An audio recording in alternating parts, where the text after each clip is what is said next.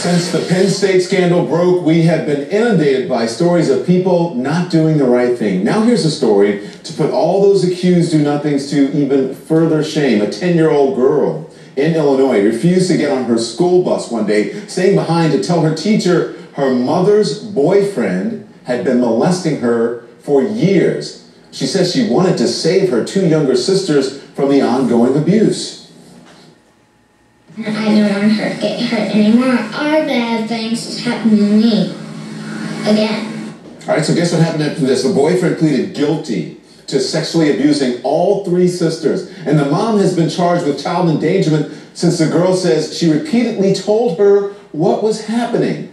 So we're going to bring in now our human behavior experts. First, Dr. Alduan Tartt. He's a clinical psychologist. He joins me here in Atlanta. And then Dr. of Psychology, Wendy Walsh, also the co-host of the TV show, The Doctors. Thanks to both of you. Wendy, I'm going to start with you. What is it when women, why would some woman allow her children to be abused like that? Is any man worth that?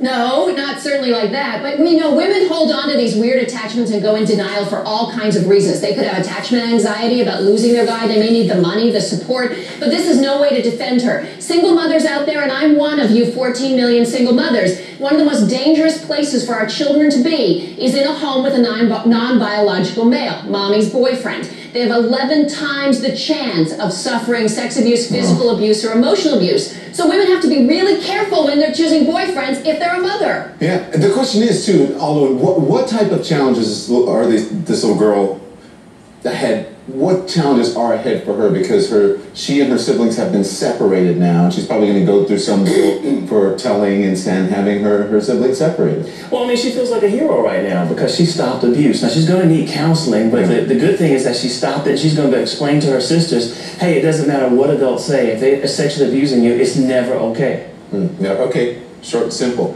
Let's go into another case now of kids, but this one has to do with sports. Parents in New Canaan, Connecticut are outraged after the coach of the 8th grade football team had his players burn their third-place trophies. A coach and two others resigned. Alduan, why is this such a big deal? Why did they, first of all, why do you have them burn the trophies? Do we know? Well, I understand what they were trying to do. Being a former coach, I get it. They were trying to say, forget about the last loss. But they should have burned the score, not the trophies. And if they really want to use trophies, they should have, the expectation of winning, they should have done a trophy for next year and made them champions and had them take that. Now, remember, these are 5-time champions. Okay. So these coaches understand about winning, and it's hard for me to come down on coaches that made a simple mistake of burning trophies when they spend so much time with kids when there's so many fathers that just won't do it. Wendy, did I hear a sigh from you? Yes, you did. Okay, Dr. Tartt, Mr. Coachman, let me just say this, that we know about behavioral theory. If you want people to behave better, you reward them, right? You say, hey, you did great this time, we're going to catch up next year. But by burning the trophy, you're symbolically saying, you are not good enough, you're trash. And that doesn't generally motivate people to do better. It lowers their self-esteem, in my opinion. Okay. Just saying. All right.